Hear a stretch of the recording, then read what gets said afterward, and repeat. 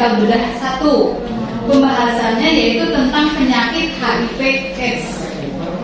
Coba kalian lihat cuplikan ini.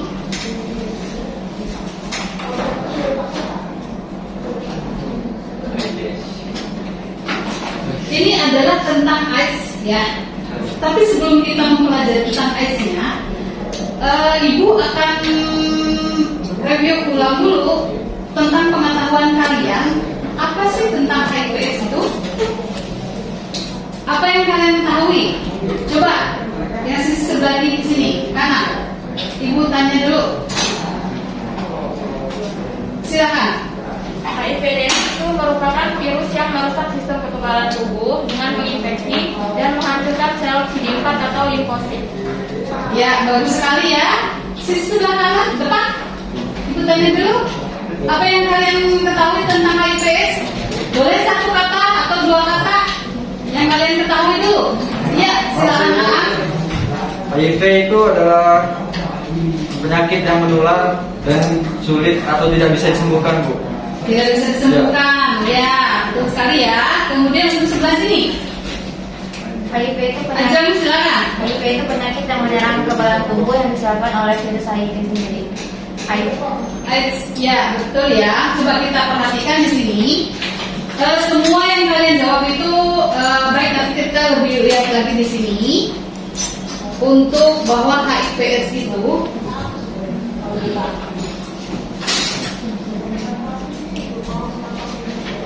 ini sudah berjalan lanjut ya, sudah berjalan. Tapi sebelumnya kita akan mengetahui bahwa HIV/AIDS itu adalah virus human immunodeficiency virus. Ya, virus ini menyebar melalui cairan tubuh yang nantinya akan menghancurkan sel CD4. Jadi virus ini adalah fungsinya untuk menghancurkan kekebalan tubuh seseorang. Ya, betul. Jadi tadi ya dijawab ya. Kemudian sel T-nya ini di bawah jumlah 200 ya. Kemudian kita lihat dulu. Ini si virus ini adanya di dalam cairan tubuh manusia, terutama di cairan apa? Sel cairan darah, sel sperma, kemudian nah ini ada juga beberapa bisa ditemukan virus-virus ini. Tetapi yang paling besar adalah di cairan tubuh yang ini. Cairan tubuh, vagina, air susu, ya, sperma. Ini yang banyak di dalam, banyak yang di banyak virus-virus HIV/AIDS-nya. Jadi ketika dari sini sudah bisa dilihat si penularannya ini lewat apa saja, ya kan? Nanti kita lihat cuplikan dulu selanjutnya ya. Nih, untuk etiologinya. Etiologinya ini adalah dari virus itu sendiri ya, virus human immunodeficiency virus, yang mana HIV ini tergolong dalam kelompok retrovirus dengan materi genetik dalam asam ribonukleotida. Kita jelaskan tadi bahwa si RNA ini nanti akan berhubungan dengan si virus tersebut ya. Kemudian untuk nanti membinasakan sel T atau sel CD4 tadi ya, yang memang peranan utamanya dalam sistem imun untuk meningkatkan kekebalan tubuh. Nah, di sini kalau menurut Mansur tahun 2010 HIV itu ditularkan melalui kontak seksual tadi ya. Ya, kontak seksual ini tadi yang sudah kita lihat dari di mana sih virus itu yang ada tadi ya, ada di cairan sperma, ada cairan di vagina. Ketika kita berkontak di area situ, tidak kemungkinan kita akan tertular HIV/AIDS ya. Kemudian selain itu injeksi perkutang, injeksi orang yang atau kita sebagai nakes nih, misalnya ketika kita memberikan perawatan pada pasien HIV/AIDS, kita tidak sengaja bekas suntikan pasien itu menusuk kepada kita, itu juga tidak menutup kemungkinan kita akan tertular. Jadi kita memang ini tenaga kesehatan ini adalah yang paling resiko tinggi yang tertular seperti itu. Tapi kembali lagi kepada kita yang harus hati-hati ya. Selain itu juga memang ada beberapa manusia atau individu itu yang memang bergemar misalnya konsumsi obat atau obat melalui suntikan, itu yang lebih beresiko tinggi ya tertular penyakit ini. Kemudian, nah perinatan dari infeksi ibu ke bayinya. Jadi si bayi itu kalau dia dilahirkan dari ibu yang memang menderita HIV/AIDS, itu sudah pasti bisa terkena HIV/AIDS juga si bayinya ya. Kemudian jalur penularan HIV itu juga dengan hepatitis bisa, karena anal interrektus juga bisa, manipulasi ya, homoseksual. Jadi pasien ada kita itu saling menyukai bukan hanya antara laki-laki dan perempuan saja, ada juga laki-laki dengan laki-laki ya, perempuan dengan perempuan. Nah mereka berhubungan seksualnya itu memang ada yang lewat anus dan sebagainya. Nah ketika mereka berhubungan seksual itu lewat anus, ketika ada lecet di situ, itu mengakibatkan ya, antara si virus itu kan campur dengan cairan darah dan itu sendiri ya, luka. Kalau kita luka juga bisa ketemu luka si pasien HIV, kita sambungkan sini sudah tertular bisa. Kemudian apalagi ya udah pasti hubungan seksual ya, hubungan seksual atau berganti-ganti pasangan tapi tidak berhubungan seksual yang nggak akan tertular. Yang tertular di sini adalah berganti pasangan dengan berhubungan seksual.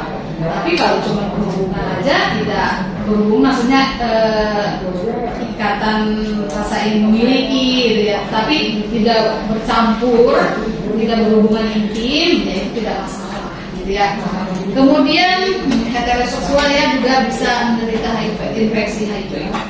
Kemudian selanjutnya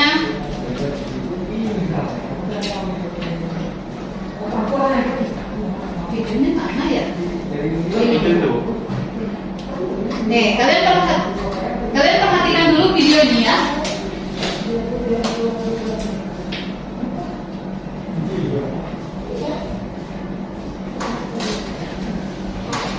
Perhatikan dulu, nanti terakhir selesai ini ibu akan tanya.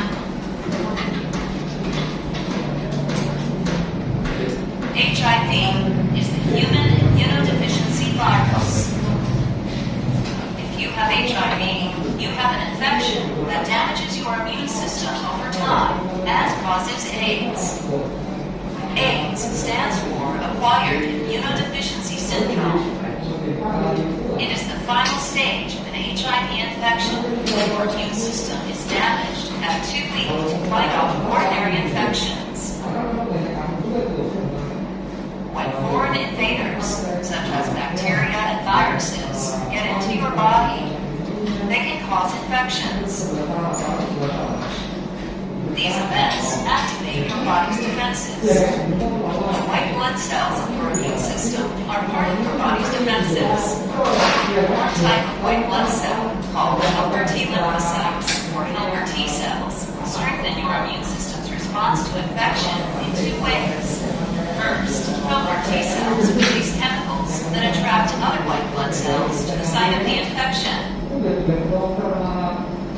These additional white blood cells attack the invading bacteria or virus, as well as other infected cells. Second, helper T cells release chemicals that cause other white blood cells to multiply. These new white blood cells create markers called antibodies, which can identify the safe foreign invader throughout your body. Antibodies attach to the bacteria or virus, marking them as targets for your immune system to destroy them. If you have HIV, it travels through your blood and other body fluids to infect and kill certain white blood cells. The virus enters helper T cells, which are the primary target. Once inside, the virus makes many copies of itself. As these virus particles are made, they leave the damaged helper T cell to infect other cells. The T cell loses its ability to protect the body from the ongoing infection and dies. In this way, HIV spreads and kills more of your helper T cells, weakening your immune system. As a result, other types of infections are able to take advantage of your body's inability to defend itself. These infections are called opportunistic infections. If you have an HIV infection and one or more opportunistic infections, you have AIDS. Some of the common AIDS-related opportunistic infections are inflammation of the tissues covering your brain and spinal cord, called meningitis. Inflammation of your brain, called encephalitis. Respiratory illnesses, such as pneumonia and tuberculosis. Intestinal illnesses, such as chronic diarrhea caused by infectious parasites. And cancers, such as Kaposi's sarcoma and non-Hodgkin lymphoma.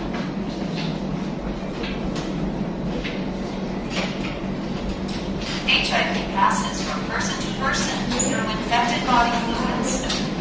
HIV can enter your body during unprotected sex, while sharing drug injection needles, during your own childbirth, while breastfeeding from your mother, or from contaminated blood or blood products. Although there is no cure for HIV, drugs called antiretroviral medications can reduce the amount of HIV in your body.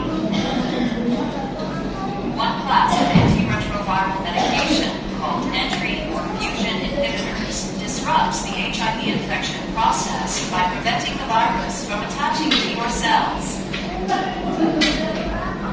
Other classes of antiretroviral medications include reverse transcriptase inhibitors, protease inhibitors, and integrase inhibitors.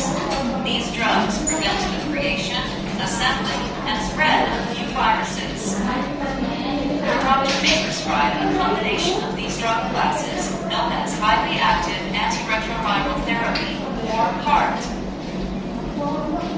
Antiretroviral medication doesn't completely remove HIV from your body, but slows it down enough to enable your immune system to fight infections.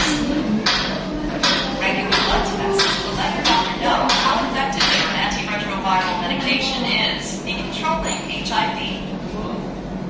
If the number of helper T cells is high enough in your blood sample, your medication is working. Treatments for the opportunistic infections of AIDS are medications specific for each type of infection. For example, your doctor may prescribe antibiotics if you have pneumonia or tuberculosis. Improve getting or spreading an HIV infection, know your HIV status and your partner status by getting tested regularly. The most effective way to prevent HIV infection is to avoid vaginal and anal sex. When engaging in sexual activity, you will be less likely to contract HIV if you only have sex with one uninfected partner or use latex condoms for protection. Avoid using injectable illegal drugs or sharing drug needles because the needles may have the virus on them. Avoid intoxication from drugs or alcohol because you will be more likely to engage in unsafe sexual behavior.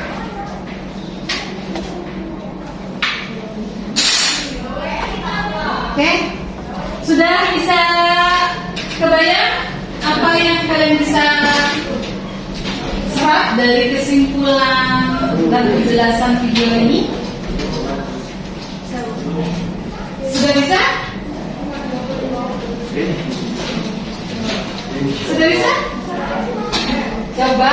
bagi kelompok, 3 kelompok ya. Kelompok 1, 2, dan 3. Coba sekarang diskusi. Silahkan kalian bisa simpulkan dari apa yang kalian lihat di layar video tadi. Kemudian di sebelah sini juga sebelah sini ya silakan bisa simpulkan ya. Oke. Ya.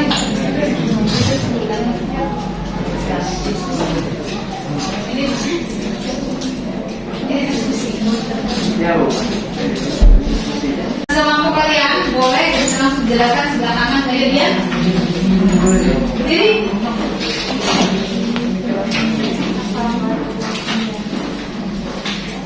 Assalamualaikum warahmatullahi wabarakatuh. Waalaikumsalam warahmatullahi wabarakatuh. Izin perkenalan diri, perkenalkan nama saya Dian Sari Putri. Di sini akan sedikit menjelaskan tentang apa itu virus HIV/AIDS. Di dalam tubuh manusia terdapat suatu sel darah putih yang dimana sebagai imunitas untuk tubuh, kekebalan bagi tubuh itu dapat melawan beberapa bakteri dalam tubuh manusia. Jika seseorang terkena penyakit HIV/AIDS, itu virus HIV/AIDS sendiri menyerang sel darah putih, di mana yang dapat menyebabkan tubuh menjadi lemah. Jika sel tubuh manusia dirusak oleh HIV, akan terkena AIDS. AIDS sendiri itu disebabkan oleh HIV, di mana HIV merupakan kelompok dari kelompok retro-RNA.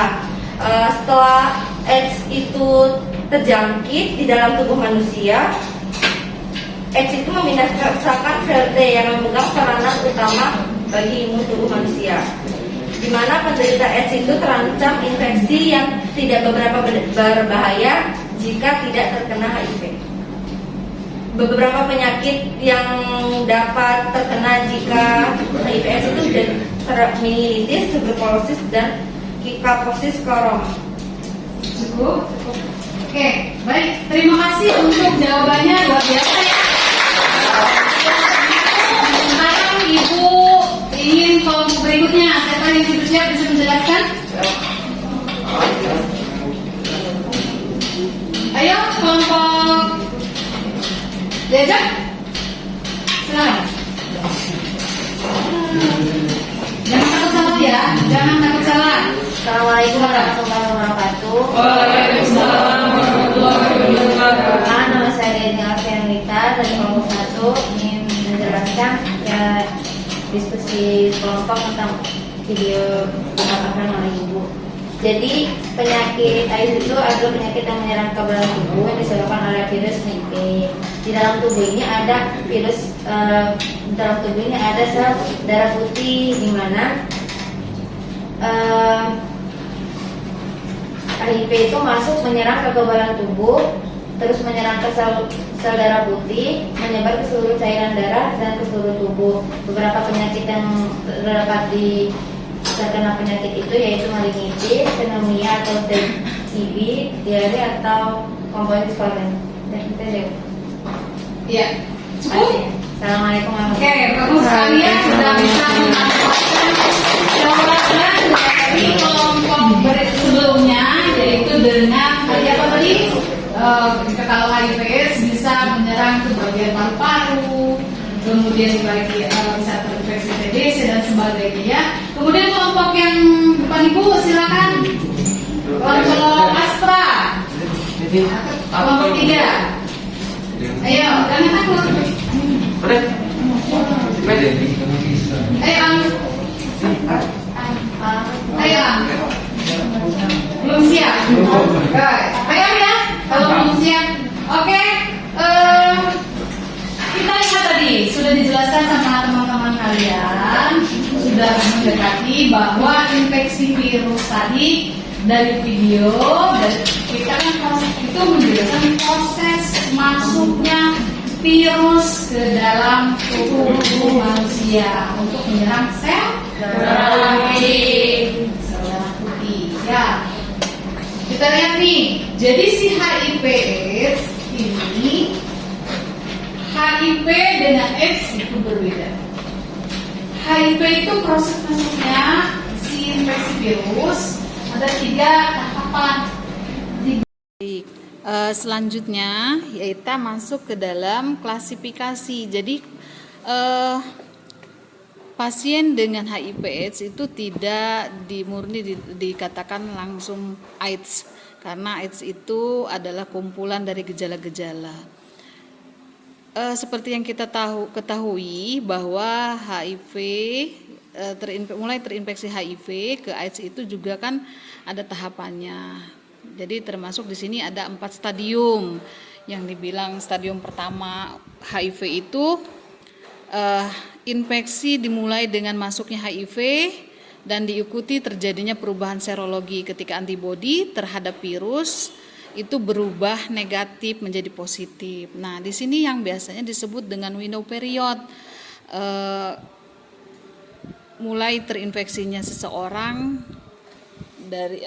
dari sampai masuknya si virus ke dalam tubuh itu dibilang window period gitu ya. Ini waktunya itu satu bulan sampai 3 bulan. Nah, sampai 6 bulan, bahkan itu yang agak lama sampai 6 bulan. Nah, kalau lebih dari 6 bulan dia sudah masuk ke dalam stadium kedua itu atau asimptomatik ya. Dia sudah terdeteksi virus tetapi belum menunjukkan gejala gitu. Nah, di tahap ini dimulai dari tahun keberapa? Nah, tahun ke-5 sampai 10 tahun sini. Di sini pasien-pasien dengan pengidap HIV belum terlihat gejala-gejala. Tetapi ketika sudah masuk ke dalam angka 10 tahun atau 11 tahun, imunitas mereka itu sudah hampir tidak ada, sehingganya semua penyakit bisa masuk dan tidak bisa teratasi gitu. Ketika gejala-gejala yang bisa dirasakan oleh pasien, misalnya sakit perut, tidak berhenti, kemudian ada benjolan-benjolan. Nah, di sini sudah bisa dia masuk ke dalam stadium ketiga. Adanya misal pembesaran kelenjar limfe gitu ya, secara menetap, jadi tidak bisa hilang saat diobati gitu, dia bisa berpindah-pindah ke tempat yang lain. Kemudian tidak hanya muncul dalam satu tempat, bisa saja ada 2 tempat, 3 tempat dan seterusnya. Kemudian untuk masuk ke dalam stadium keempat ini yang dinamakan AIDS gitu. Yang tadi Ibu bilang adalah sekumpulan dari berbagai macam penyakit. Nah, keadaan ini disertai adanya bermacam-macam penyakit, antara penyakit saraf, infeksi sekunder ya, dari semua sistem yang ada di dalam tubuh kita, mau persarafan, mau pernapasan, pencernaan, itu akan mengalami permasalahan. Nah, di sini yang sudah dibilang pengidap HIV/AIDS gitu, dengan kumpulan-kumpulan gejala penyakit yang tidak bisa diobati. Oke, untuk perkembangan dari HIV/AIDS menjadi AIDS ini sudah Ibu untuk gambarnya ya. Sudah dari 3 sampai 6 bulan itu periode jendela, kemudian HIV/AIDS itu HIV-nya positif sudah terdeteksi itu dari 3 tahun sampai 10 tahun itu sudah terdeteksi positif. Kemudian untuk AIDS itu 1 sampai 2 tahun dari HIV positif. Untuk komplikasi di sini sudah Ibu jelaskan tadi juga sebelumnya, bahwa komplikasi itu dari gejala-gejala di semua sistem. Dimulai dari keadaan umum, misalnya nih kehilangan berat badan lebih dari 10%, kemudian demam terus-menerus atau intermittent ya temperatur. Nah, suhu tubuhnya ada 37 sampai 50 derajat Celcius. Nah, kemudian juga diare terus-menerus, ada limfadenopati, itu juga akan mengalami perluasan gitu ya. Kemudian ada permasalahan juga di kulit, misalnya kulitnya kering, yang meluas tapi ya keringnya itu, kemudian pokoknya kering, agak pecah-pecah seperti itu juga waspada adanya infeksi virus HIV. Kemudian ada beberapa kelainan seperti kulit genital ya, genital warts atau vaikulitis dan psoriasis, itu juga sering terjadi pada ODA atau orang dengan HIV. Tapi gejala ini bukan hanya terjadi pada HIV/AIDS. Untuk membedakannya ya nanti kita akan tes dengan tes yang memang untuk melihat pasien ini memang positif HIV atau bukan gitu kan. Terus selain itu juga terjadi infeksi jamur, ada infeksi viral. Nah, jamur itu ada kandidiasis ya, di oral, di bagian mulut tuh ada peradangan, ada jamur yang susah disembuhkan. Bukan hanya di bagian mulut saja, tetapi di bagian vagina juga kadang sembuh, tapi nanti menetap dia, ada jamur dan sebagainya ya. Kalau infeksi viral ini seperti herpes zoster, kemudian ada herpes genital, molluscum contagiosum, kondiloma ya. Itu adalah kumpulan-kumpulan penyakit yang memang dia infeksinya jamur. Infeksi viral juga di dalam tubuh manusia bisa terjadi kalau pada pasien HIV/AIDS. Kemudian kalau pasien-pasien HIV/AIDS ini juga bisa mengalami gangguan di pernapasan. Misal contohnya batuk ya lebih dari 1 bulan, kemudian ada sesak, nah tuberkulosis ya, pneumonia berulang, sinusitis. Nah, itu juga bisa dialami oleh pasien HIV/AIDS gitu. Walaupun memang tuberkulosis atau pneumonia atau sinusitis itu bukan hanya pada orang HIV/AIDS aja gitu. Ternyata pada penyakit-penyakit lain juga bisa terjadi. Tetapi kalau pada pasien HIV/AIDS itu pasti akan terjadi gitu. Ketika virus-virus ini masuk, mereka tidak akan sembuh begitu saja gitu ketika diobati ya. Oke, sampai sini sudah paham? Paham ya? Alhamdulillahirabbil alamin. Kalau sudah paham, pembelajaran kita pada pagi hari ini cukup sampai sini untuk mengenali HIV/AIDS. Untuk asuhan keperawatannya dimulai dengan pengkajian, diagnosa keperawatan, intervensi keperawatan, dan evaluasi keperawatan. Kita akan pelajari minggu depan. Jadi siapkan untuk anak-anak semua kasus pemicu. Kasus pemicu bisa kelompok 1. Silakan untuk HIV/AIDS di periode keberapa? Kelompok 2 nanti di HIV periode berapa? Juga begitu. Dan kalian lakukan pengkajian secara sistematis, baik itu keluhan utama dan seterusnya. Nanti akan melakukan pengkajian, akan ketemu diagnosa keperawatan yang akan timbul. Setelah diagnosa keperawatan yang akan timbul, setiap diagnosa kalian lakukan, kalian susun intervensi keperawatannya. Ya, kalau sudah tersusun dengan intervensi keperawatan, kita akan ketemu kasus, nanti kita akan implementasikan. Bagaimana kita membuat implementasi dan melakukan evaluasi terhadap pasien yang kita berikan asuhan keperawatan. Paham dengan tugasnya? Oke, kalau sudah paham, kurang dan lebihnya Ibu mohon maaf apabila ada kesalahan.